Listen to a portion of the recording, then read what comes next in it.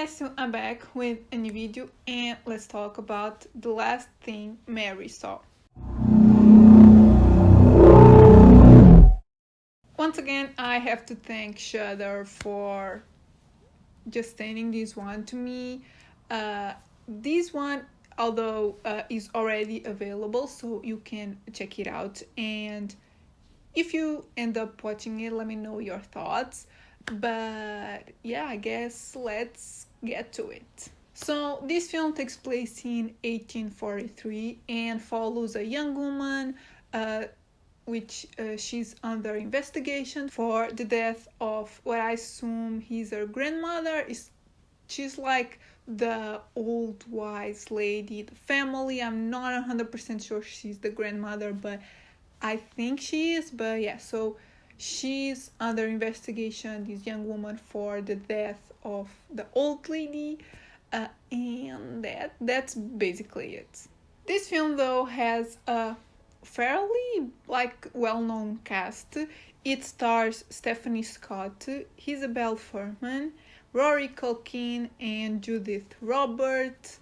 I know all the leads, so I guess it's an interesting one because usually Shudder has some really good films. I mean, some of them are really good, but they don't really have a lot of well-known actors.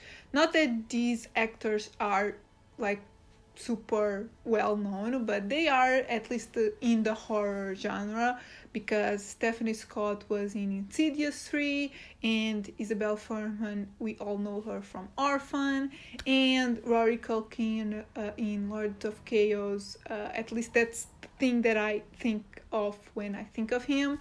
I know not a lot of people like that film, but I did. So yeah, this is the cast, and now let's get to my thoughts.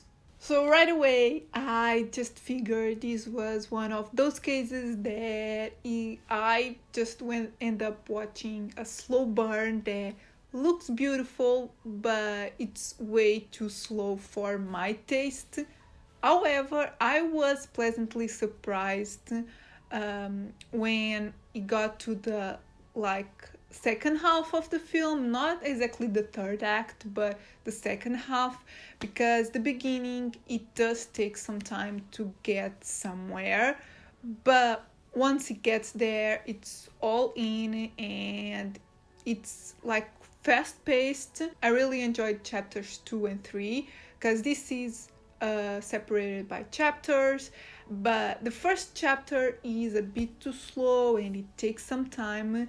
Oddly, I also thought we needed more backstory and a bit more of just introducing the characters, because we do start right away in the main plot, but it takes some time to get to the horror and to get to the exciting bits. But as I said, once it gets to chapter 2 and 3, it's not super gory, but it is dark.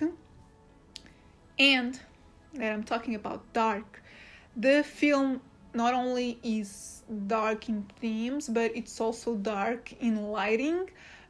It's beautifully shot.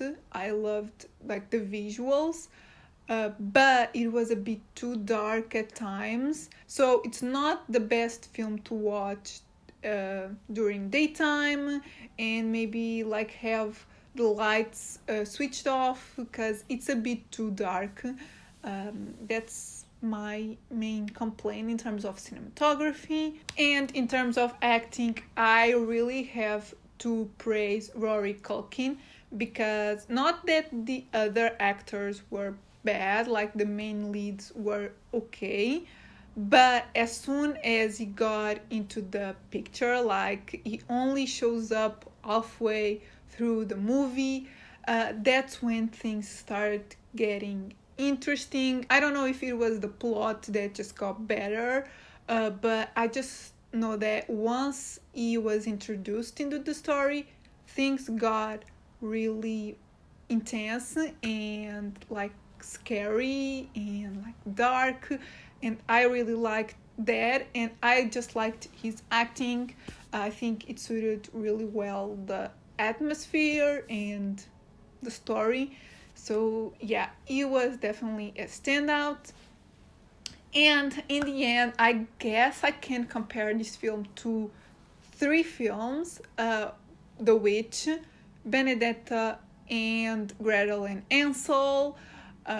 Mainly The Witch because of the dark aspect, the atmosphere, and the period piece, like the period where the story takes place, as well as the slow burn.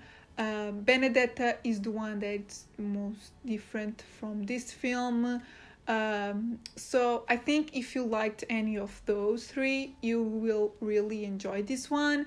As for me, I wasn't a big fan of The Witch or Gretel and Hansel, so yeah, I guess now it's the perfect time to get into my scores. So overall, I give it a 3 out of 5.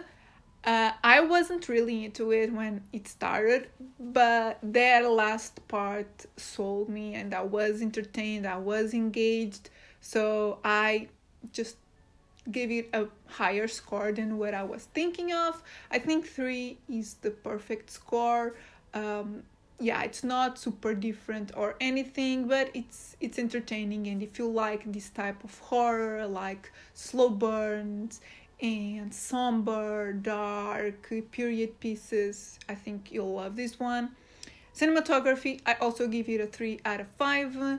I did say that I liked the cinematography, and I did, but one, it was a bit too dark, and two, I don't think it's super different from other films and not super stylized. It does have some like really beautiful shots, but it's not super different, and personally not my taste. I usually prefer cold tones movies or neons, but between warm tones and cold tones I prefer like movies that are more in the bluish and greenish tones, and this one is definitely way warmer, like a lot of yellows and oranges.